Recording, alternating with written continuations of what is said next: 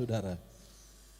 Mazmur pasal 1 ayat 1 sampai 6, saya percaya ayat yang tidak asing lagi bagi kita dan juga salah satu ayat hafalan saya ya, Mazmur pasal 1 ayat 1 sampai 6. Ya, biasanya saya hafal sampai ayat 3 saja, tetapi malam ini kita membaca ayat 1 sampai ayat 6. Mazmur pasal 1 ayat 1 sampai ayat yang ke-6. Firman Tuhan berbunyi demikian, berbahagialah orang yang tidak berjalan menurut nasihat orang fasik, yang tidak berdiri di jalan orang berdosa, dan yang tidak duduk dalam kumpulan pencemooh. Ayat 2, tetapi yang kesukaannya ialah Taurat Tuhan, dan yang merenungkan Taurat itu siang dan malam. Ia seperti pohon yang ditanam di tepi aliran air, yang menghasilkan buahnya pada musimnya dan yang tidak layu daunnya, apa saja yang diperbuatnya berhasil. Bukan demikian orang fasik, mereka seperti sekam yang ditiup angin. Sebab itu orang fasik tidak akan tahan dalam penghakiman. Begitu pula orang berdosa dalam perkumpulan orang benar. Sebab Tuhan mengenal jalan orang benar, tetapi jalan orang fasik menuju kebinasaan. Saudara, dari ayat pertama dikatakan berbahagialah orang. Saya percaya orang yang hadir pada malam ini, setiap kita yang hadir pada malam ini tentu ingin mengalami yang namanya bahagia. Tidak ada di antara kita yang tidak punya mimpi untuk mengalami kebahagiaan. Ya, saudara, apapun background kita, kita ingin memperoleh ataupun hidup dalam kebahagiaan. Tetapi saudara, bahwa kebahagiaan ini bukanlah nasib, saudara. Kebahagiaan ini bukanlah sebuah takdir. Ternyata saudara, kebahagiaan ini adalah berakibat keputusan kita. Saudara, di dalam dunia ini saudara hanya 1% lebih saja, ya, paling tinggi pun 1,5%, ya, itu ada karena nasib. Sedangkan saudara, hampir 99% yang ada itu karena akibat kita, keputusan kita, tindakan kita. Ya, jadi saudara, kalau saudara berharap dapat nasib baik, itu saudara hampir mustahil untuk memperolehnya. Tetapi kebahagiaan itu adalah akibat tindakan kita, saudara. Jadi bukan nasib. Jadi saudara jangan berkata, oh nasib ya keluarga itu bahagia, mereka berdoa rukun. Oh bukan, saudara. Bukan karena nasib. Tetapi ada sesuatu yang mereka kerjakan. Itu sebabnya Alkitab berkata, berbahagialah orang yang tidak. Artinya saudara, kebahagiaan seseorang itu bukan sebuah nasib. Kebahagiaan itu adalah sebuah tindakan, sebuah keputusan yang dia ambil. Saudara, saya katakan walaupun keluarga kami belum perfect, tetapi kalau 2 anak kami sekolah Alkitab itu bukan karena nasib, bukan. Karena kami dari kecil sudah mendoakan mereka, sudah membawa mereka. Saudara, saya katakan setiap hari Sabtu saya ambil masa dengan kedua anak saya, berbicara dengan mereka, berbincang-bincang dengan mereka. Walaupun tidak setiap hari, tetapi saya usahakan paling tidak 1 minggu 1 kali saya ingin bercakap-cakap dengan mereka. Walaupun kadang-kadang waktu itu kayaknya apa yang mau dipercakapkan dengan anak kita. Mereka masih kecil. Mereka mungkin kita katakan masih terlalu kecil untuk berbincang-bincang. Tetapi saya percaya dan yakin bahwa pepatah dunia juga berkata, kalau mau melenturkan bulu harus mulai dari rebungnya. Jadi saudara, kalau kita melihat anak-anak boleh dengar-dengaran, itu bukan nasib. Ada tindakan orang tua yang sudah membentuk mereka dari masa kecil. Bahkan saya masih ingat senior pastor saya khotbah, dia katakan kamu akan menjadi hamba Tuhan yang gagal dalam hidupmu kalau tidak ada 1 orang pun yang ikut jejakmu. Jadi itu membuat saya terbakar, saudara. Kalau saya sering khotbah keluar, orang mendengar, orang berkata, oh pastor khotbahnya bagus. Tapi dalam hati saya katakan, kalau tidak ada satupun anak saya ikut jejak saya, maka saya katakan saya jadi hamba Tuhan yang gagal. Ya, kita mungkin kelihatannya, oh kita ke Afrika, kita kemana, penginjilan, oh hebat luar biasa. Tapi satu anakmu pun tidak pernah ikut jejakmu. Saya khawatir, saudara, engkau cuma hebat di luar, tetapi di rumahmu engkau tidak hebat.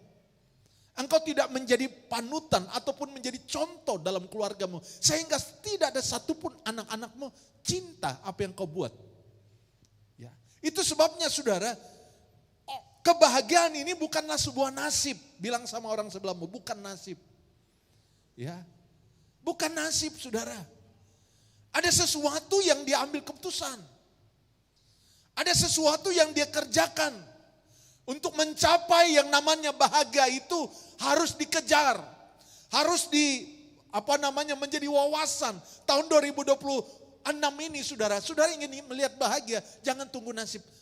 Nanti meh. Ya, udah habisin nasib. Oh bukan, saudara. Saudara hampir mungkin tidak akan mencapai itu. Karena dikatakan hampir hanya 1,5%. Bahkan saya boleh katakan hanya 1% saja itu nasib. 99% itu terjadi karena akibat keputusan kita. Ya. Kita selalu berkata, kalau dia minta maaf dulu, saya pasti minta maaf. Oh, tidak akan jadi, saudara. Tapi kalau sudah katakan, saya harus mulai minta maaf dulu. Saya katakan, dia pasti akan ikut juga minta maaf sama kamu. Amin, saudara. Ya. Saudara melihat bahwa Alkitab berkata, berbahagialah orang yang tidak berjalan menurut nasihat orang fasik, yang tidak berdiri di jalan orang berdosa, dan yang tidak duduk dalam kumpulan pencemooh. Ada 3 kategori yang disebut di Alkitab, saudara. Jadi yang paling tinggi itu adalah orang fasik, ya, yang istilahnya tingkat dosanya paling tinggi itu orang fasik, baru kedua orang berdosa, dan yang ketiga labelnya adalah pencemooh. Ya, saudara, kalau kita buat ucapan, ya, selamat datang kepada yang berhormat, tentu yang pangkat tinggi dulu kan, yang terakhir baru ketua daerah atau EJK, itu paling rendah. Jadi saudara, Alkitab pun mencatatkan demikian, ada dosa yang tinggi, ya, yaitu dosa orang fasik. Yang kedua, jalan orang berdosa, dan yang ketiga pencemooh. Nah, kita mulai bahas dari bawah dulu, saudara. Jangan langsung ke atas. Kita bahas dari yang bawah dulu. Pencemooh. Pencemooh ini adalah orang yang meremehkan firman, menganggap ringan. Firman itu tak ada apa-apalah. Ya, itu kumpulan pencemooh. Dan juga pencemooh ini, saudara, ya, itu sebabnya yang duduk dalam kumpulan pencemooh, kata pencemooh ini juga ada kaitan dengan gosip. Gosip itu kan duduk kan, fellowship, sambil makan sambal petai, makin kita bahas gosip, oh makin sip itu, saudara.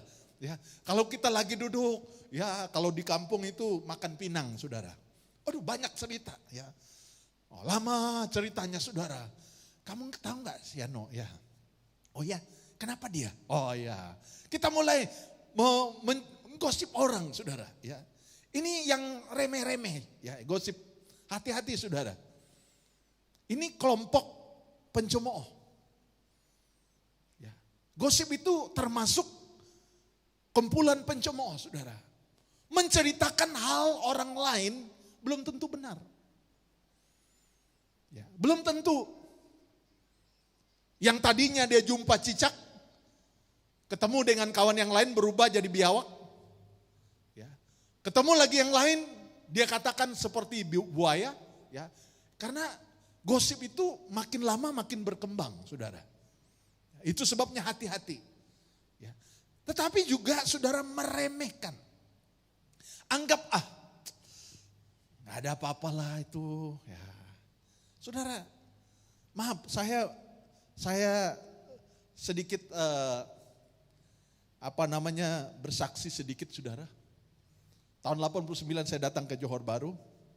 Lalu tahun 90, 91, saya karena di rumah kakak saya di Taman Turmina, saya belum dapat kerja waktu itu saudara. Saya pernah coba di Kempas, kerja kilang, tidak diterima, sudah interview tidak diterima. Lalu pernah apply di Perling, di bukan kilang lah, industri kecil buat es krim, tidak diterima juga saudara. Akhirnya saya coba di Tampoy, ya karena lihat hari-hari lihat surat kabar, mana ada kerja kosong, oh ada di Tampoy. Nah saya melamar di Tampoy saudara, interview, diterima kerja driver forklift, kerja kilang kotak, ya diterima di sana. Nah saudara, singkat cerita, saya sebelum kerja itu saya ambil komitmen, saya tak ada kerja ini di rumah kakak. Saya baca Alkitab, kitab Kejadian sampai Wahyu saya baca saudara. Tetapi anehnya, waktu tiba di kitab Maliaki, pasal 3 ayat 10, saya kok selalu suara itu berbicara terus, Maliaki pasal 3 ayat 10. Ya, karena di situ dikatakan, bawalah persembahan perpuluhanmu ke rumah perbendaharaanku dan ujilah aku, apakah aku tidak membukakan bagimu tingkap-tingkap langit dan mencurahkan sampai berkelimpahan. Jadi saya baca, memang saya baca terus saudara sampai kitab Wahyu, tetapi saya selalu ingat balik Maliaki pasal 3 ayat 10. Ya. Itu selalu datang, bahkan sampai saya kerja di Singapura, sampai saya masuk sekolah Alkitab, mempersiapkan khotbah, ayat itu selalu datang, Maliaki pasal 3 ayat 10. Maliaki pasal 3 ayat 10. Karena apa? Karena saya membaca ayat itu, disitulah Tuhan berkata, aku akan membukakan bagimu tingkap-tingkap langit dan mencurahkan sampai berkelimpahan. Heran saudara, saya belum sekolah Alkitab waktu itu. Jadi waktu di rumah kakak saya begitu excited baca ayat itu, kayaknya ayat itu kayak dari sekian banyak ayat saudara, ayat itu kayak melompat dan terus rangkul hidup saya. Selalu berbicara, ingat Maliaki pasal 3 ayat 10, Maliaki pasal 3 ayat 10. Nah waktu saya kerja di kilang kotak saudara, karena saya kerja waktu itu baru start setengah bulan, gaji pertama saya 250 ringgit. Saudara tahu, saya bawa 25 ringgit, belum tahu ke gereja mana, saya cari-cari di Turnamina, tak jauh dari rumah kakak saya, ada gereja Cina, rumah kedai. Saya ikut mereka ibadah dan saya bawa perpuluhan. Yang melayan di situ dia heran. Dia bilang, kamu bukan jemaat di sini. Saya bilang enggak, Tuhan bicara sama saya harus bawa ini. Jadi saudara, saya khotbah ini bukan karena saya hamba Tuhan, bukan. Sebelum saya jadi hamba Tuhan, saya sudah praktekkan ayat ini. Jadi ayat itu saudara, kalau kita tidak anggap remeh, kalau kita tidak anggap dia sebuah ayat yang hanya sekadar baca, saya yakin dan betul. Saudara, kalau saya lihat sampai hari ini, Tuhan terima kasih. Terima kasih.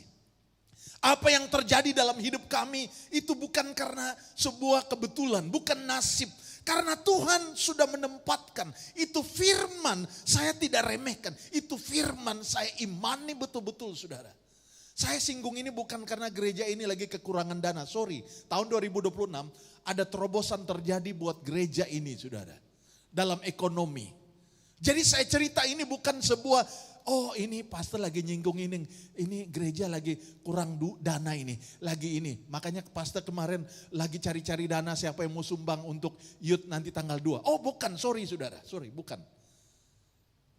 Saudara tahu, laporan keuangan Gereja Bahasa Malaysia di tempat ini adalah yang terbaik dari Gereja Bahasa Malaysia yang ada di Calvary Community Church. Saudara, saya khotbah ini bukan karena itu, tetapi saya tertarik. Tuhan, kalau kami diberkati, saya rindu jemaat Tuhan juga diberkati mengalami yang namanya breakthrough. Terobosan dalam ekonomi.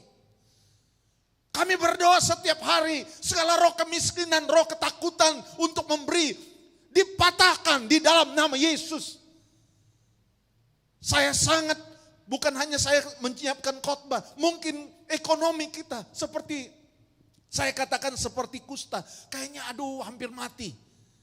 Hei, kalau engkau imani firman Tuhan, engkau ingin melihat breakthrough dalam ekonomimu, saya katakan imani firman Tuhan. Karena Tuhan tidak pernah berbohong.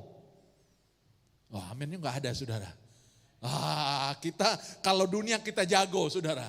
Kita dunia, kalau dunia, kita teror, kita pau nomor ekor, kita juara, saudara. Tapi kalau soal firman, kita ragu-ragu. Cukup makan gak bulan ini ya? Ini gimana ini? Cukup gak ini sekolah anak saya? Ini. Tuhan gak pernah utang dengan kau. Tuhan punya cara yang ajaib untuk memberkati saudara. Ya, saya khotbah ini, saya juga dorong anak-anak saya. Banyak keperluan mereka. Saya katakan, jangan takut bawa perpuluhan. Itu firman tidak pernah gagal. Iman nih, beri dengan iman. Saya bersyukur mereka turuti, lakukan. Dan saya melihat berkat mereka, saudara. Bukan karena numpang dengan saya, tapi berkat mereka. Kadang-kadang bukan hanya sekadar finansial, ada berkat-berkat yang lain. Yang Tuhan siapkan buat mereka. Dan saya percaya, saudara, Tuhan tidak hanya memberkati hanya satu sisi dalam keuangan.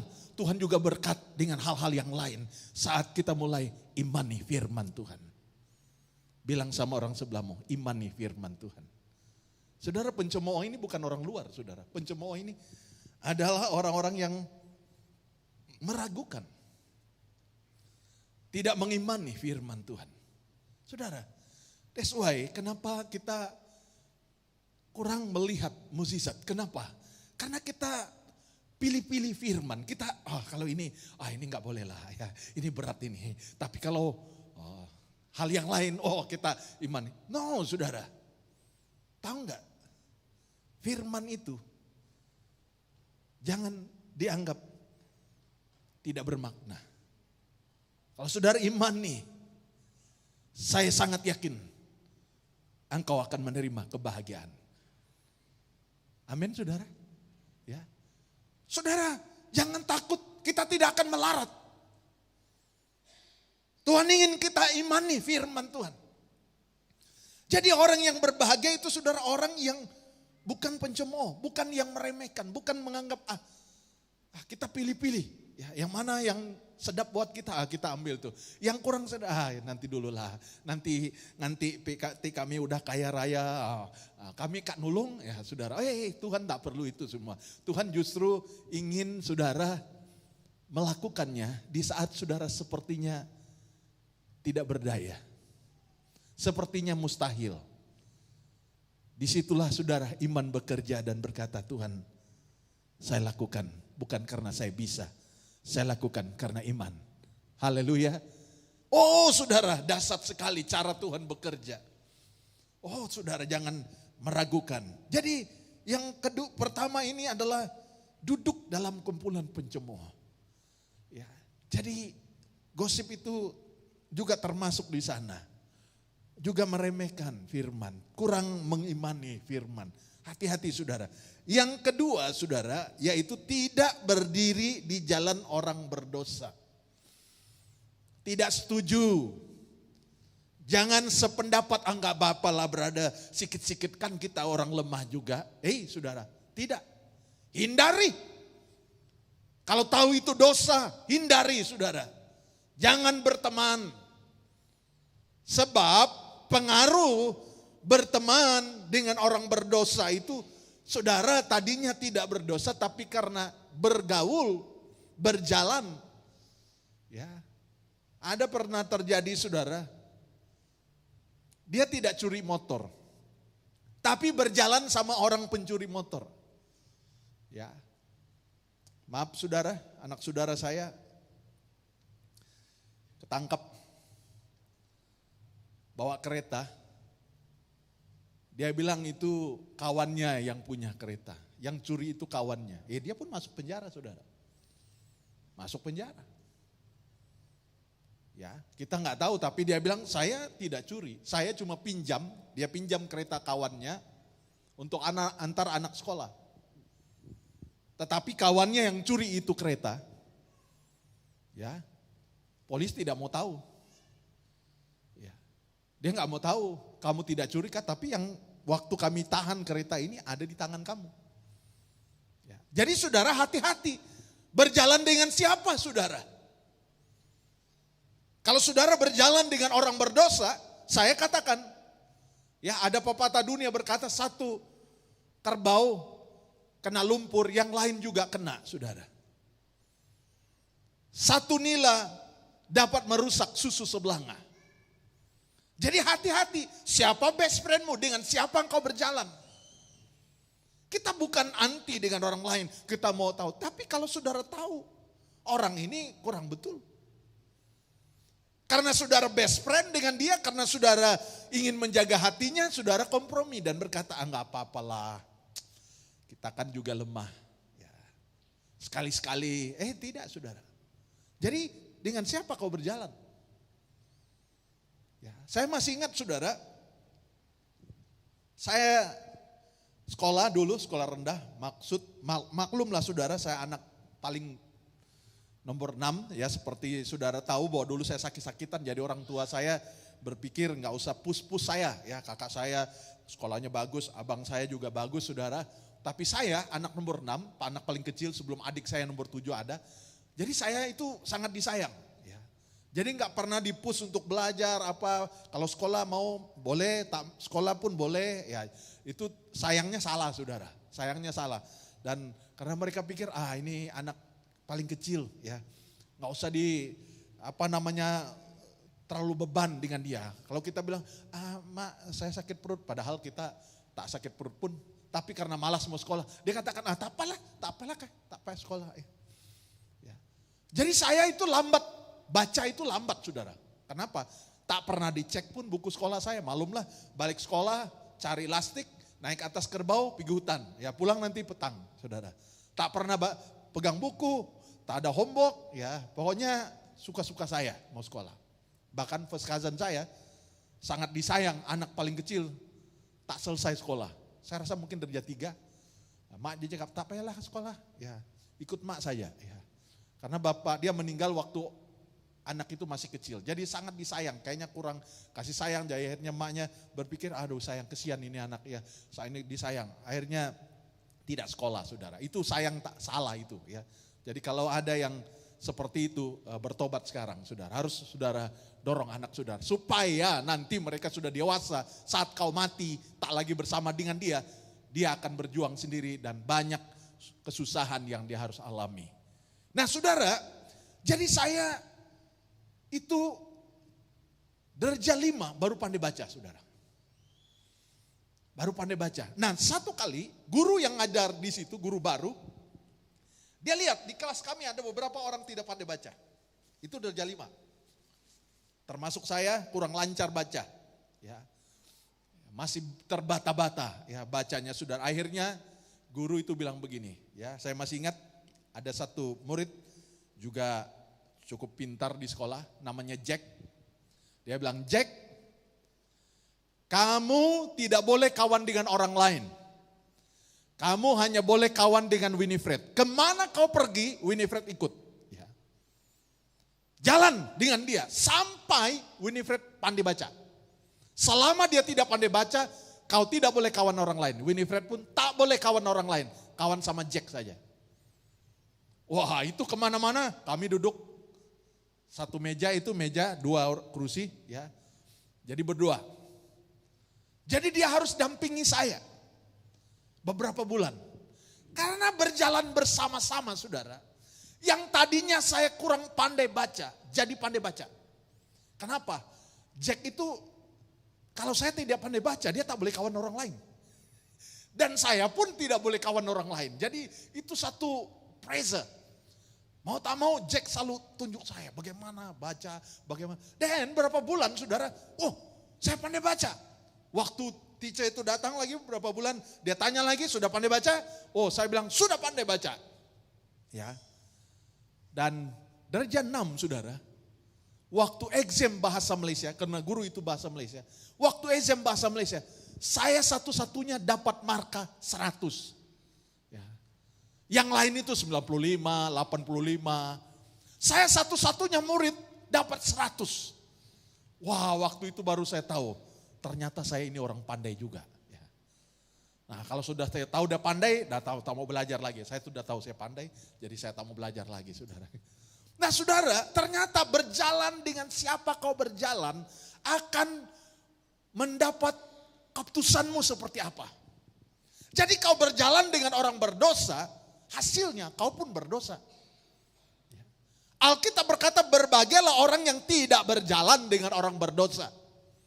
Jadi saudara mau ambil keputusan, mau kemana arah hidup saudara? Ya, hati-hati saudara. Karena keputusan yang kau ambil akan menentukan apa yang kau tuai. Amin. Ya, kebahagiaan itu bukan nasib, bukan. Keputusanmu berjalan dengan siapa? Kalau kau berjalan dengan orang benar, saya katakan mau tidak mau, engkau akan terpengaruh belajar jadi orang benar. Tapi kalau saudara berjalan dengan setiap orang, setiap hari saudara cerita tentang sabung ayam, saya pikir saudara akan memelihara ayam untuk sabung. Walaupun saudara bilang hobi, tapi karena apa? Karena pengaruh. Itu pergaulan kita saudara. Jadi saudara mau ngalami bahagia, Tuhan katakan janganlah berjalan berdiri di jalan orang berdosa. Saudara ambil keputusan. Itu kebahagiaan bukan nasib, kebahagiaan itu adalah keputusan. Dan yang paling tinggi saudara, yang paling dibenci oleh Tuhan adalah kumpulan menurut nasihat orang fasik. Orang fasik ini adalah orang yang menentang Allah. Ya, orang-orang yang tidak menganggap bahwa ada Allah. Ini orang fasik, orang yang sangat dimarah, dimurka oleh Allah. Karena apa? Dia membantah mana ada Allah. Itu tidak mungkin ada Allah. Ya, itu orang fasik saudara. Jadi saudara melihat 3 kategori tadi. Ya, mulai dari yang paling bawah apa saudara? Kumpulan orang pencemooh. Kedua, jalan orang berdosa. Ketiga, paling atas adalah orang fasik saudara. Orang yang menentang Allah dan menganggap Tuhan tidak ada. Itu orang fasik. Nah sekarang saudara kita melihat bagian kedua. Ini bagian kedua. Dikatakan orang yang berbahagia itu adalah tetapi yang kesukaannya ialah apa? Taurat Tuhan. Dan yang merenungkan Taurat itu siang dan malam. Jadi orang-orang yang kesukaannya. Aduh firman Tuhan, saudara beberapa kali saya kirim message saudara, salah kirim. Ada yang inbox saya, pastor ayatnya mana? Ayatnya mana? Aduh saya cek, saya belum kirim. Saya bilang oke, sebentar lagi saya kirim. Aduh saya katakan wow. Saya harap jemaat Sisi Kota Masai, saudara adalah jemaat yang saya layani. Saya harap saudara sangat antusias untuk mendapat ayat firman Tuhan saudara. Itu sebabnya saya berusaha kecuali saya lupa. Sebelum tidur saudara tahu kalau saya sudah belum kirim saya belum tidur artinya. Kalau saya sudah kirim, nah lepas itu baru saya tidur saudara. Kenapa? Karena saya punya beban. Masa orang yang jauh sana begitu respon dengan firman yang saya kirim. Jemaat yang saya jumpa di sini, yang sudah kenal dengan saya, kurang respon. Wah saya sedih saudara. Saya harap saudara begitu antusias untuk mendapat firman. Renungan-renungan itu, makanya ayatnya cuma satu aja ayat yang saya kirim. Cuma satu saja. Dari Indonesia, dari Sarawak, dari Brunei, semua pastor ayatnya mana? Ayatnya mana? Dari Kuala Lumpur. Padahal Alkitabnya sama, tapi mereka senang. Wah, dapat firman Tuhan. Dari Jakarta kirim, pastor terima kasih. Ini berupa berita gembira. Waduh saudara. Alkitab berkata orang yang berbahagia, yaitu kesukaannya, ialah Taurat Tuhan. Kalau saudara anggap remeh firman Tuhan, saya khawatir saudara. Bagaimana Tuhan memberkati kita? Kalau firman saja saudara anggap, nantilah kalau ada masa. Nantilah kalau lagi senang. Nantilah kalau tidak sibuk. Kalau saudara menempatkan firman adalah kesukaan. Kesukaan itu hobi. Kesukaan itu artinya saudara prioritaskan, tempatkan firman itu nomor 1 dalam hidupmu. Saya percaya dengan yakin, kalau firman itu nomor 1 dalam hidupmu, semuanya Tuhan akan atur dalam hidup saudara. Amin. Ya. Kalau firman itu nomor 1, apakah yang ada yang mustahil buat Tuhan? Tidak ada. Selalu kita menempatkan firman itu ya nomor sekian, saudara. Bukan nomor 1. Yang kesukaannya ialah Taurat Tuhan. Yang merenungkan Taurat itu siang dan malam. Saya sudah membahas ini, saudara. Siang berbicara tentang waktu senang. Malam berbicara waktu kita mengalami kesusahan. Waktu gelap dalam hidup kita. Tetapi firman itu tetap nomor 1 dalam hidup kita. Amin. Jangan sampai waktu kesusahan baru nomor 1. Waktu senang kita lupa. Ya, bukankah banyak orang waktu susah baru dia cari. Waktu senang dia lupa. Tapi Tuhan mau, baik itu waktu senang, baik itu waktu susah, firman adalah nomor 1 dalam hidup kita. Dan saya juga percaya dengan yakin, siang dan malam juga berbicara, baik itu di pagi hari, baik itu di malam hari, kita selalu merenungkan firman. Artinya tidak ada kesempatan untuk kekhawatiran datang. Tidak ada kesempatan untuk kekhawatiran datang. Kesusahan datang. Oh, ketakutan datang. Kita selalu berkata, ada firman. Ada firman dalam hidup saya. Ada firman yang saya percaya. Ada haleluya, saudara. Anak saya curhat dengan mamanya. Mami, bantu doa ya Mami. Tempat saya kerja itu preschool, anaknya kurang. Padahal preschool sudah suruh saya tanda tangan untuk 20 jam 1 hari kerja dengan mereka. Tetapi tahun ini anak itu berkurang. Jadi dia khawatir, saudara. Jangan-jangan perjanjian itu dibatalkan karena anak tidak banyak. Maminya khawatir. Dia tanya saya, ada anak kamu telepon tadi? Ya, memangnya anak saya. Dia anak dia juga, saudara. Ada anak kamu tadi telepon? Ya, ada. Nah, dia capek kerja apa? Itu dia tuh khawatir. Tak ada duit. Ya. Kalau ada duit kirim. Ya. Dalam hati saya, tak ada pun cakap dia minta kirim. Cuma minta doakan supaya kontraknya tetap jalan. Ya. Tadi saya tanya dia, betulkah kau perlu duit? Dia bilang, taklah, saya cuma minta doa supaya kontrak itu tetap tahun 2026 ini tetap jalan. Jadi saya punya kerja itu, saya sudah tahu bahwa 20 jam sudah diambil oleh preschool, saya sudah kerja di sana. Ya, Mami kau khawatir, betul kau tak ada duit. Ya, kadang-kadang kita saudara menangkapnya masalah itu, kayak masalah besar saudara. Saya bilang sama anak saya, bukankah tahun-tahun yang lalu kau belum tanda tangan pun, tapi Tuhan pelihara, tidak ada yang tidak diberkati Tuhan.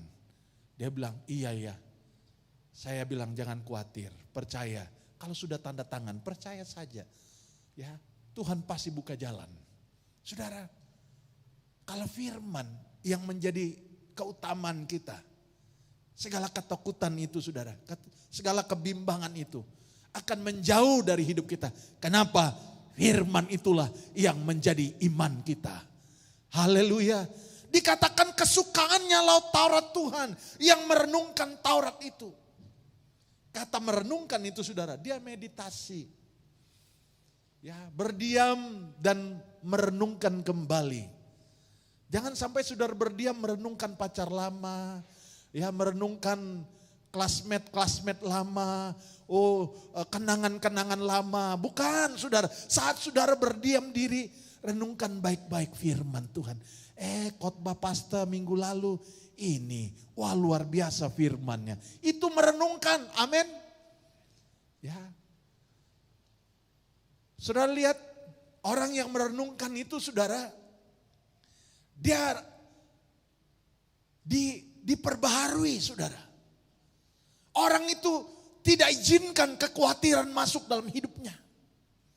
Dia ingat firman Tuhan. Oh, ini khotbah minggu lalu.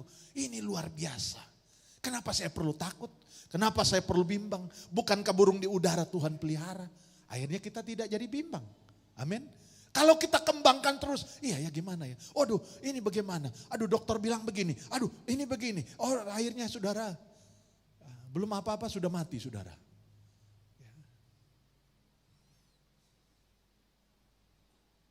Saya masih ingat waktu saya kerja di Singapura, ada berita waktu itu.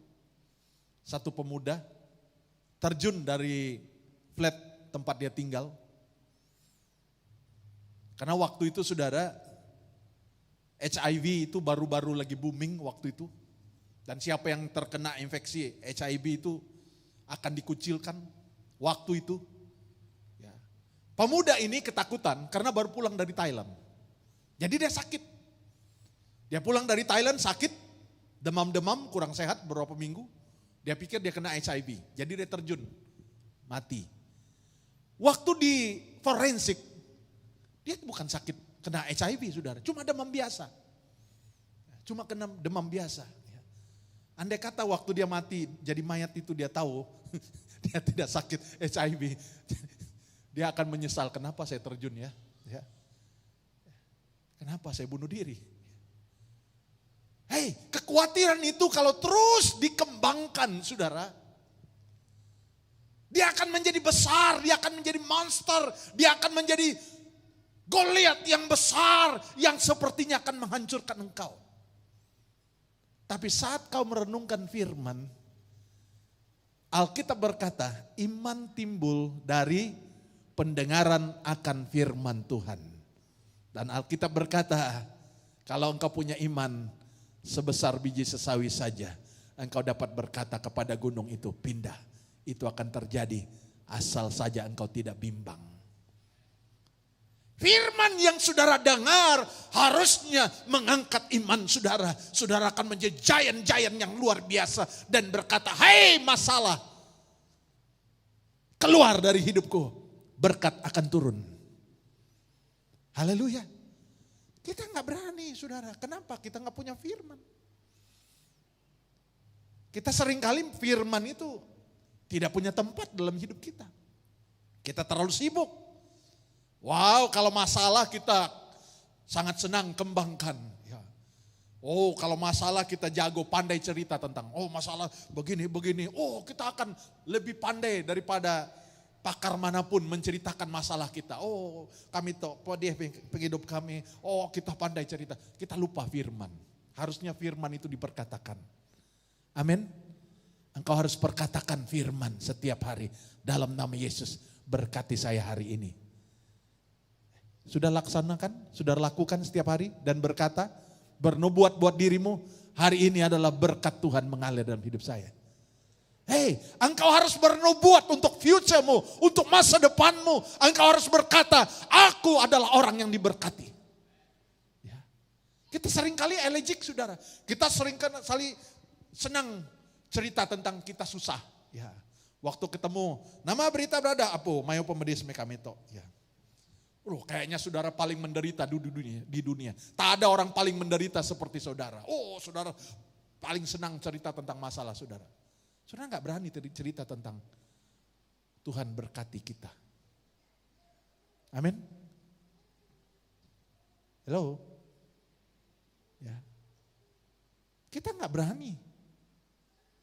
Kenapa gak berani? Karena gak ada firman. Kalau kita punya firman, karena Alkitab berkata, jangan takut. Takut itu iman terbalik. Ayub katakan, apa yang kutakuti itu akan terjadi dalam hidupku. Tapi iman memperkatakan apa firman Tuhan katakan.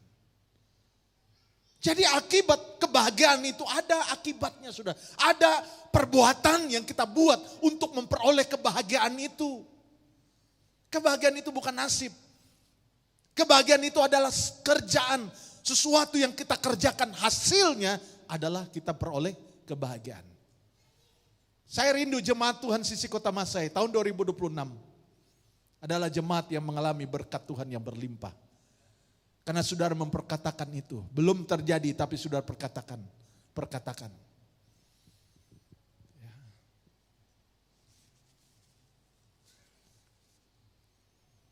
Sama seperti tahun 2025. Saudara tahu berapa kali bolak-balik di depan kedai Toyota sana? Saya selalu bilang sama Wilson, Son, mana kita punya kereta? Waktu itu belum ada sil. Dia bilang kereta merah. Ya. Mamanya bilang, masa kamu mau kereta merah? Iya, tapi yang ada cuma ada merah, tak ada silver. Ya. Ya. Padahal waktu itu belum ada, steeringnya belum ada, saudara. Bunga tayar pun belum ada. Tapi ya, saya masih ingat dulu mereka kecil-kecil, saudara. Kereta Proton Wajah. Anak-anak dulu masih naik van. Lalu mereka bilang sama saya, yang kecil bilang sama saya, Dad, bila kita mau beli kereta. Ya. Saya bilang, oh kita berdoa sekarang. Ya. Mau beli kereta. Proton Wajah waktu itu, lagi famous-famousnya. Proton Wajah. Kita beli kereta Proton Wajah, warna silver. Jadi kalau lihat showroom, waktu dulu itu saudara, lewat Ion, ya, saya tanya sama mereka, mana kita punya kereta? Sana Dad, warna silver. Padahal waktu itu masih pakai van, belum ada aircon, panas-panas, basah-basah kuyup saudara. Tengah selalu, itu hampir 3 bulan bolak-balik saudara. Lewat showroom, tanya mana kita punya kereta? Oh mereka berdiri. Ya karena di van sudah berdiri sana Dad, sana. Warna silver ya, kecil-kecil waktu itu ya. Wah, warna silver. Saudara tahu? Akhirnya saya dengan Iman pergi ke dealer, tanya booking kereta. Dia bilang, taruh 100 dulu, nanti kita akan apply bank buat kamu. Kereta ini kalau datang nanti kamu bayar down payment, langsung boleh ambil keretanya. Ya. Lebih kurang 3 bulan saudara, akhirnya salesnya telepon saya. Bang, kau punya kereta udah datang, bila mau ambil sama bayar down paymentnya untuk kereta ini langsung tanda tangan sudah ambil kereta. Ya saya bilang, oke, besok saya ambil. Saudara tahu uang saya belum ada, tahu nggak? Ya karena waktu itu down payment lebih kurang 7.000, ya lebih kurang begitulah 6.000 lebih atau sekitar gitu, saya lupa. Ya pokoknya belum ada, cuma berapa ratus. Saya bilang besok. Itu pagi dia telepon. Saya bilang besok saya ambil.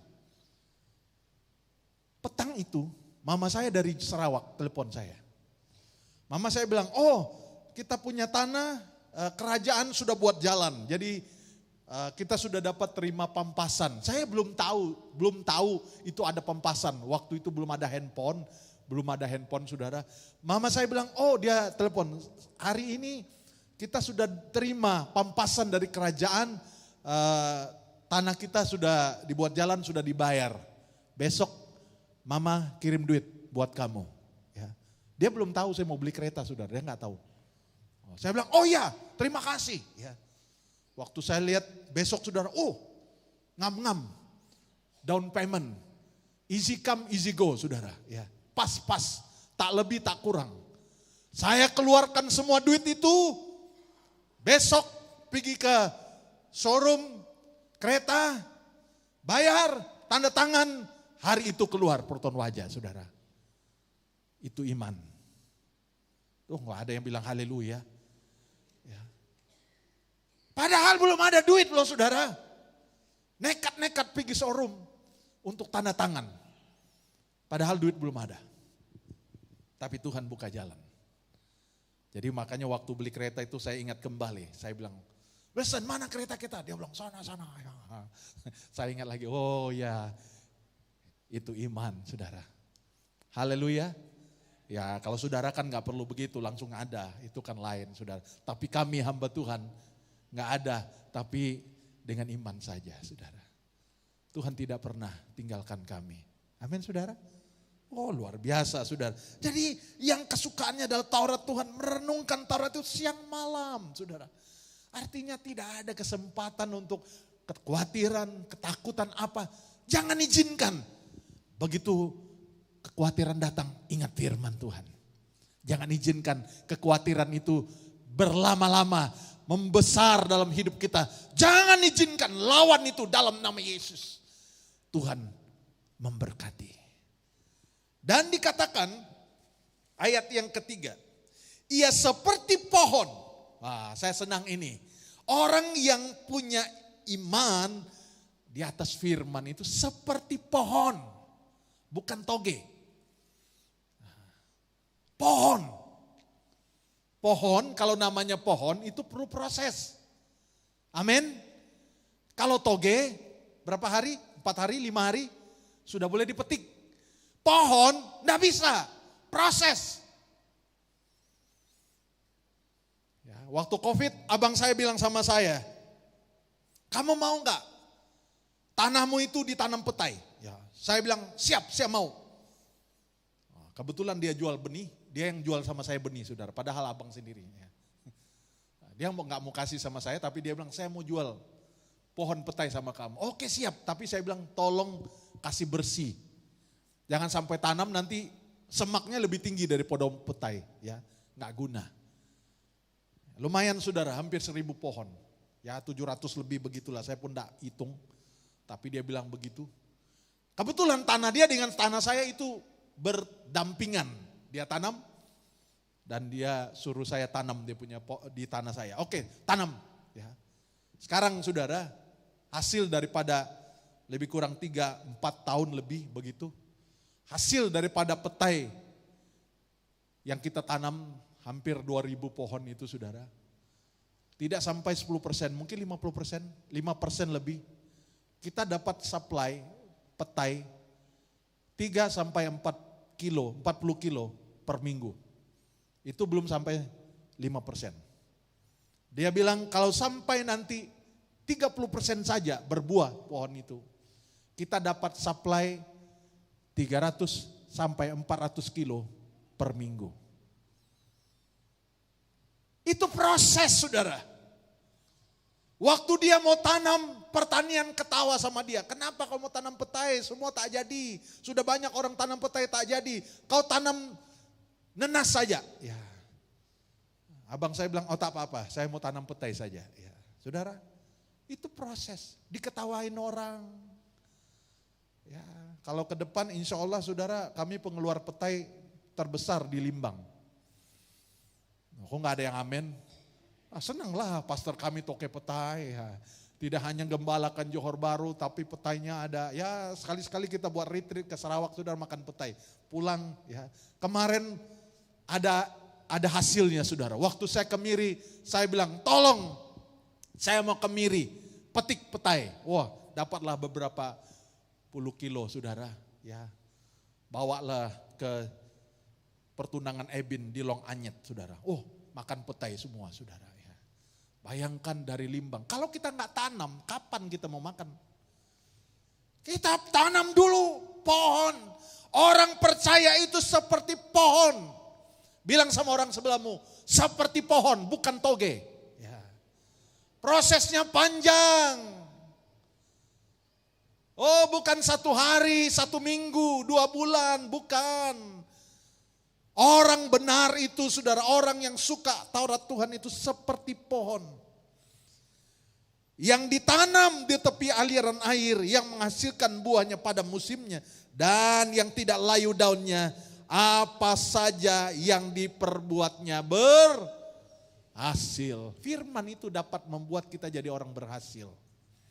Mungkin tidak dalam waktu 1 minggu, 2 minggu. Tapi percayalah saudara, engkau akan jadi orang berhasil. Apa saja yang diperbuatnya berhasil. Betul saudara. Saudara-saudara saya ada tanam petai juga, itu pun curi petai dari kami. Kita tanam malumnya di kampung saudara. Udah tanam-tanam dicabut sama dia. Dia curi, tanam di tanah dia. Sekarang baru kami tahu, karena dia ngaku. Itu kami ambil juga dari tempat kamu, dia bilang ya. Nggak tahu malu memang. Ya. Tapi anehnya nggak berbuah. Hello? Nggak berbuah. Karena apa? Karena hasil curian. Dan petai kami, setiap hari kami berdoa saudara. Setiap hari loh kami berdoa. Tuhan berkati. Itu petai-petai berbuah. Ladang diberkati. Itu gak jadi-jadi begitu saja saudara. Karena banyak orang gak jadi. Gak jadi, menyesal. Sampai ada yang mereka cerita, abang saya ceritakan. Mereka katakan, tak gunalah tanam petai, mana ada jadi hasil. Ya. Begitu abang saya datang, dia bilang, kalau yang ini berbeda, petainya berbuah. Ya. Berbeda, kenapa? Setiap hari berdoa. Jadi apa yang kau kerjakan berhasil kalau kau doakan setiap hari. Ya. Tidak patut petai itu terlalu degil, doa saudara tidak mampan. Ya. Saya bawa istri saya waktu itu karena pas kami pulang tumpang tangan di ladang petai, berkati, berbuah-buah lebat, diberkati. Ya, kita berdiri. Ya orang bilang kenapa yang gila itu satu berdiri di ladang situ ya. Wah kita nggak peduli saudara, kita berdoa angkat tangan, berkati ladang ini. Petai berbuah, berlipat kali ganda. Ya. Saudara tahu, abang saya bilang, kau punya petai sedang belajar berbuah sekarang. Ya. Maksudnya belajar berbuah itu belum terlalu banyak, sudah mulai buah-buah saudara. Sudah mulai cuma 2 tangkai, 3 tangkai, tapi sudah belajar berbuah dia. Ya. Itu enggak sejadi begitu saudara. Karena doa orang benar kalau dengan yakin didoakan sangat besar kuasanya. Amin. Berhasil, Tuhan katakan berhasil. Apa saja yang kau perbuat berhasil. Yang menjadi persoalan, percayakah engkau? Ya, kalau kau percaya terjadilah apa yang kau imani saudara. Dan dia katakan bukan demikian orang fasik, mereka seperti sekam yang ditiup angin. Wah, orang fasik itu saudara ada kelihatan tapi sebentar terbang. Ya. Kekayaan orang fasik itu hanya sebentar saudara. Oh sekarang mungkin kelihatannya dia hebat, tunggu dulu. Hanya sebentar Alkitab berkata orang fasik itu seperti sekam. Saudara yang pernah tanam padi, pasti saudara tahu apa itu sekam. Ya, saudara yang pernah menanam padi, saudara saat menampi tanaman padi, sekam itu akan diterbangkan angin. Biasanya orang menampi itu waktu angin ada, saudara. Ya, percuma kalau saudara menampi tidak ada angin. Makanya orang dulu ya nampi padi itu pas ada angin, dia tampi padi, saudara. Kenapa? Waktu dia angkat tampinya, yang sekam itu diterbangkan angin, yang ada isi jatuh balik di tempat tampian dia. Orang fasik itu kelihatannya waktu kita tanam padi, pungut padi saudara, sepertinya semua sama kan. Kita nggak tahu ada isi kah tidak ada isi. Tapi waktu kita tampi, sekam itu diterbangkan angin. Sedangkan yang ada isi tetap ada di tampian. Saudara, percayalah, sehebat-hebat pun apapun orang fasik, sebentar aja Alkitab berkata, mereka seperti sekam. Ya, bukan demikian orang fasik, mereka seperti sekam yang ditiup angin. Sebab itu orang fasik tidak akan tahan dalam penghakiman, begitu pula dengan orang berdosa dalam kumpulan orang benar. Sebab Tuhan mengenal jalan orang benar. Jalan orang benar itu dikenal Tuhan, saudara. Tuhan bilang, belok kiri, ya, belok kanan, ya, saudara. Kemarin saya bilang sama istri saya, ayo kita ke Batu Pahat. Dia bingung, kenapa jauh-jauh? Wah kita pergi cari asam pedas. Ya, itu alasan cari asam pedas. Kita lagi tes kereta baru kita saudara. Anak saya sudah ajar, Dad itu kereta baru tapi tekan-tekan minyak Dad. Tekan-tekan button saja, mau laju berapa kau set saja. Nanti kau itu kereta dia boleh belok sendiri. Oh dia ikut itu line. Ya, saya pikir betul kah tidak betul ini. Oke saya set sampai mau ke Muar saudara. Saya set, tak tekan minyak saudara. Dia pandu itu. Cari line saudara. Saya lepas tangan, dia kasih signal. Jangan lepas tangan, pegang steering. Ya. Dia putar saudara, ikut belok, dia belok saudara. Ya. Depan kereta break, dia break juga. Puji Tuhan, dia boleh break sendiri. Kadang-kadang saya pun tak percaya, saya pun break saudara. Padahal dia boleh break sendiri. Ya, namanya kita belum terlalu yakin. Ya. Tuhan bilang jalan orang benar Tuhan kenal saudara. Dia bilang belok kiri. Ya. Ke kanan. Ya. Berhenti. Ya. Bilang sama orang sebelahmu, jalanmu Tuhan kenal. Ya. Asal kita sensitif saudara. Tuhan bilang stop. Lampu merah, kau jalan. Ya. Tuhan berhenti, kau jalan. Jadi waktu kau accident bukan salahnya Tuhan, kau langgar lampu merah. Ya. Tuhan bilang suruh stop. Jadi orang benar itu jalannya dikenal Tuhan, saudara. Dia kenal. Dia kenal, saudara. Amin. Dia kenal, dia tahu, saudara, dia kenal betul. Ya.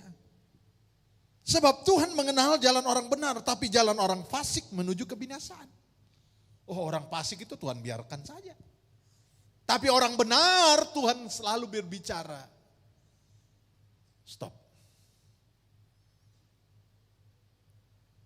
Baru-baru ini ada hamba Tuhan. Telepon saya mengeluh. Pastor, saya mau berhenti jadi gembala. Kenapa? Ya, saya sudah kecewa. Saya bilang, kalau saya seperti kamu, udah lama saya kecewa dan berhenti jadi hamba Tuhan. Tapi saya nggak mau. Kenapa? Saya mau dengar suara Tuhan. Saudara, nggak mudah loh dengar suara Tuhan. Kadang-kadang suara hati kita lebih kuat. Saya mau berhenti, nggak mau lagi melayani. Tuhan bicara nggak? Bukan tidak ada masalah, saudara. Ada banyak masalah. Tapi saya tidak mau berhenti kalau Tuhan belum berbicara berhenti. Jemaat Tuhan, jangan ambil keputusan sendiri. Dengar suara Tuhan, apa yang Tuhan bicara. Saya udah berapa kali mau pindah. Saya pikir, ada tempat yang bagus, ada ini. Tapi saya tunggu, ada suara Tuhan gak bicara. Kenapa? Waktu saya datang Johor Bahru, saya lihat sendiri Tuhan bicara lewat, seperti saya katakan, seperti LED yang kedai itu. Dia tuh bilang, Johor Bahru. 3 kali keluar, Johor Bahru, Johor Bahru. Dan sekarang kalau saya harus pindah, saya juga harus tunggu suara Tuhan. Ya. Saya bilang kalau saya belum dengar suara Tuhan, saya tidak mau berhenti. Jangan sampai nanti Tuhan melihat saya hamba yang tidak setia. Jadi jalan orang benar Tuhan tahu, saudara. Orang Tuhan kenal. Tapi jalan orang fasik menuju kebinasaan, Tuhan biarkan saja. Karena mereka menentang Tuhan, saudara. Bahkan mereka menganggap Tuhan tidak ada. Tapi bagi kita yang percaya kepada Tuhan, kita berdoa. Tuhan, apakah ini menjadi kehendak-Mu? Apakah ini menjadi rencana-Mu? Yang terakhir, saudara, Yohanes pasal 15 ayat 16. Kenapa saya katakan kita adalah spesial di mata Tuhan? Yohanes pasal 15 ayat 16. Firman Tuhan berbunyi demikian. Injil Yohanes pasal 15 ayat 16. Bukan kamu yang memilih aku, tetapi akulah yang memilih kamu. Dan aku telah menetapkan kamu supaya kamu pergi dan menghasilkan buah. Dan buahmu itu tetap, supaya apa yang kamu minta kepada Bapa dalam namaku diberikannya kepadamu. Aduh, saudara, Tuhan pilih kita untuk apa? Supaya kita berbuah. Kata berbuah itu prosper, berkembang, berlimpah-limpah. Itu yang menjadi rencana Tuhan dalam hidup kita. Ya, asal saja kita punya iman, pengharapan kita di dalam Tuhan. Tuhan mau kita diberkati, saudara. Tuhan mau kita berkembang. Tuhan mau kita mengalami kebahagiaan. Bapak manakah yang merencanakan hal yang buruk buat anaknya? Tidak ada. Terlebih Bapa di sorga. Rencananya luar biasa. Tapi yang menjadi persoalannya, kita seringkali meragukan. Apa mungkin? Betul gak ya ini? Mustahil lah. Kita lebih pandai daripada Tuhan. Kita seringkali lebih menggambarkan seperti lebih tahu dari Tuhan. Padahal Tuhan punya rencana yang ajaib buat kita. Rencana yang dahsyat buat kita. Asal kita gantungkan harapan kita sepenuhnya kepada Tuhan. Saya percaya dan yakin kalau engkau merenungkan Taurat Tuhan yang menempatkan firman itu yang terutama dalam hidupmu, saya katakan engkau tidak akan pernah salah jalan. Amin. Hal simpel sebenarnya, Tuhan selalu berbicara kepada kita. Ada banyak perkara Tuhan ingin nyatakan kasih-Nya kepada kita. Tuhan ingin berbicara kepada kita. Waktu saya di Long Anyat, saudara. Kami sama istri jalan-jalan keluar ke kampung itu. Sampai di jembatan, istri saya bilang, khotbah. Ya. Dalam hati saya, khotbah. Ya. Saya melihat Tuhan, apa yang Tuhan taruh. Ya, akhirnya itulah khotbah saya di jembatan tua itu, saudara. Ya, Tuhan bisa bicara saat kita, Tuhan, ya terus terang saya bingung ya. Istri saya suruh khotbah. Saya bilang khotbah apa ya? Ya, ini di kampung di pendalaman khotbah apa? Ya, Tuhan kasih inspirasi. Ini jembatan tua. Sudah tidak ada lagi proyek di sini. Kayu balak sudah tidak jalan. Beginilah kalau kamu tidak diperbaharui di dalam Tuhan. Kau jadi usang, kau tinggal tunggu roboh saja. Ya. Jadi saudara, kita harus diperbaharui setiap hari. Amin.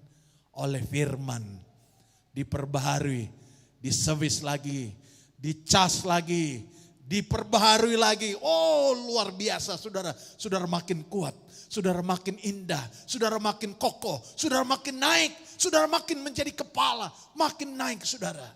Supaya apa? Nama Tuhan dipermuliakan. Amin.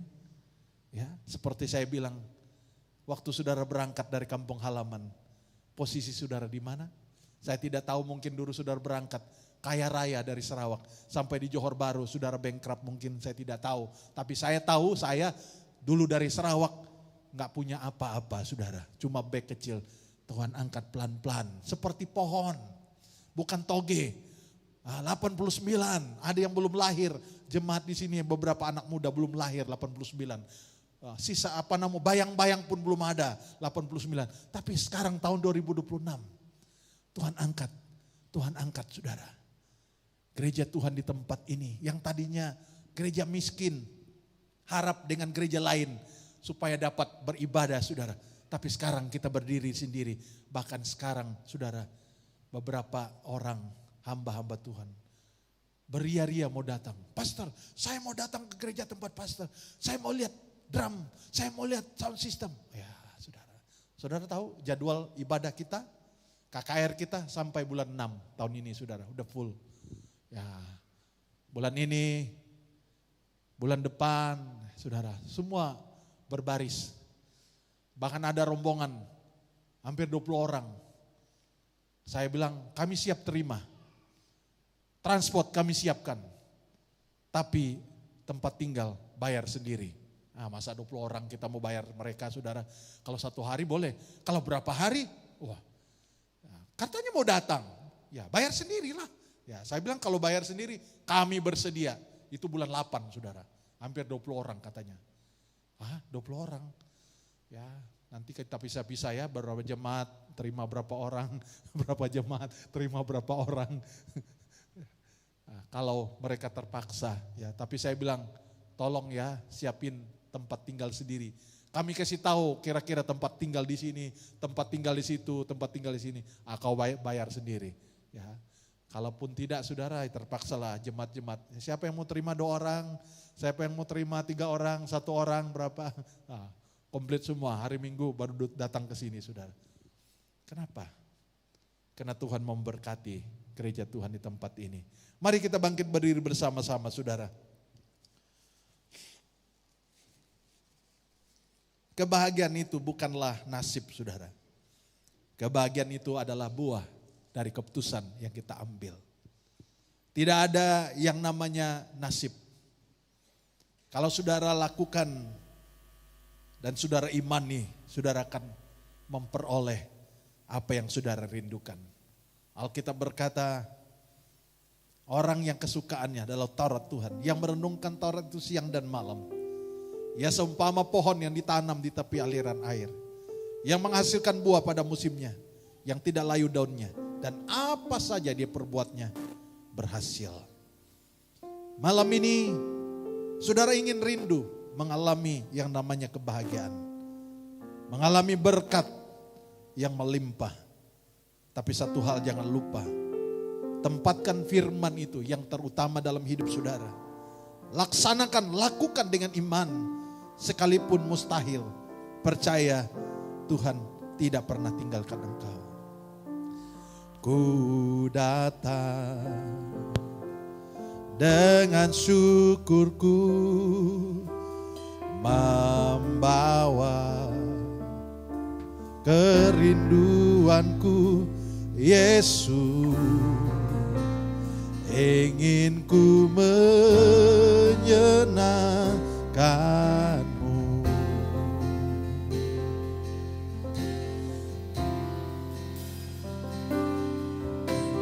Karyamu indah bagiku, kasih yang menyelamatkanku.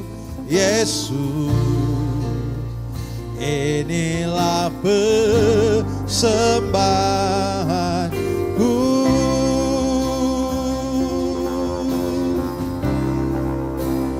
Ku membawa hatiku, hanya Engkau di hidupku. Yesus, Kau yang indah, selamanya menyembahmu. Ku membawa hidupku, inilah persembahanku. Untuk Kau yang indah, selamanya menyembahmu. Yesus. Apakah Yesus adalah yang terindah bagi saudara? Percayakah saudara dengan firman-Nya? Engkau tidak memilih-milih firman yang menurutmu, yang engkau suka. Tapi ada firman yang menurut dagingmu sakit. Maukah engkau melakukannya dengan iman? Percayakah engkau firman itu memberkati engkau? Saudara, Tuhan ingin kita mengalami kebahagiaan. Asal saja saudara percaya firman Tuhan, iya dan amin. Tidak hanya hal-hal yang menurut saudara menyenangkan, tapi ada hal yang juga menurut dagingmu mustahil. Maukah kau melakukannya? Saudara, tidak ada yang mustahil bagi Tuhan. Yang menurutmu tidak mungkin. Tuhan, kami serba kekurangan. Kami serba tidak cukup. Saat saudara membawa dengan iman, percayalah, tidak ada yang satupun sia-sia di mata Tuhan. Ku membawa hatiku, hanya Engkau di hidupku. Yesus, Kau terindah, selamanya menyembahmu. Ku membawa ini kami Tuhan, ini persembahan kami. Oh, dengan iman kami percaya,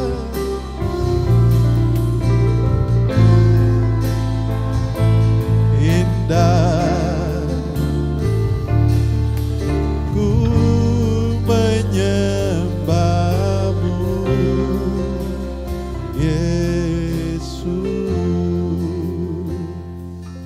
Ajar kami dengan iman bertindak. Segala kebimbangan, kekhawatiran yang bukan dari Tuhan, tolong kami Tuhan berani melangkah. Tahun 2026 adalah tahun terobosan, tahun Yobel, tahun kelepasan.